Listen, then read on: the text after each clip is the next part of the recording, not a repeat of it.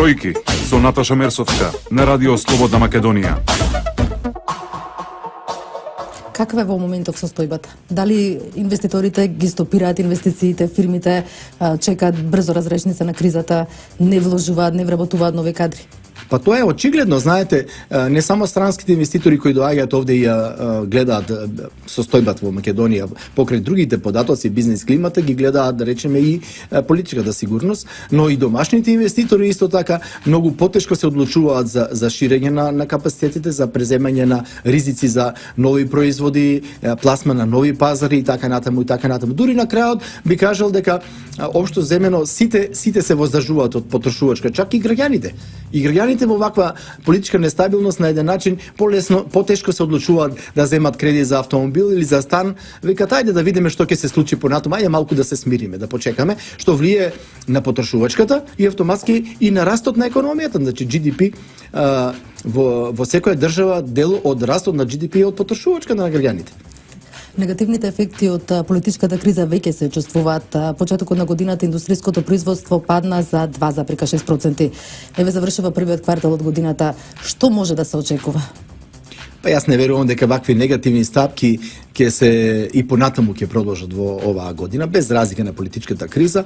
Овој пад на индустријското производство не е резултат само на политичката нестабилност, и таа има сигурно свое влијание, но е резултат и на разни сезонски движења и состојбите на нашите најголеми трговски партнери.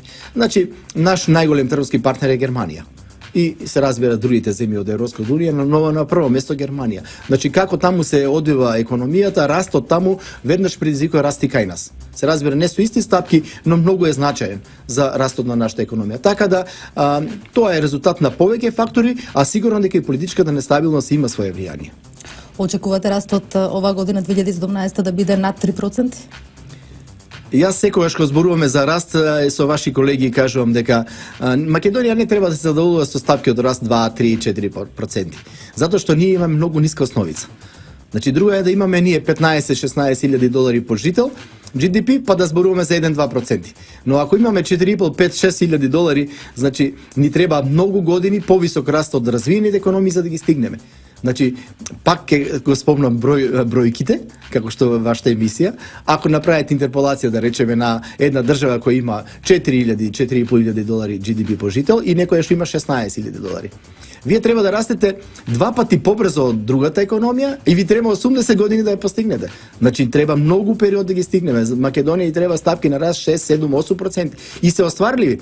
Ние ги имаме 2006-2007 многу високи стапки на раст, кои беа резултати на малку поголемото похраброто трошење од страна на владата во новите инвестиции во инфраструктура, но исто така беа заснивани на поголем раст на целата купната економија во Европската унија.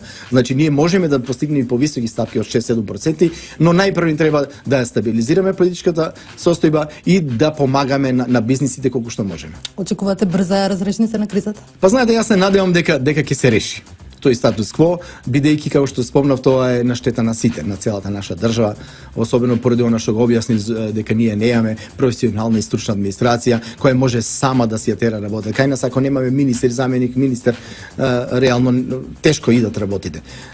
Се надевам дека пак разумот ќе надвладее, особено лидерите на политичките партии.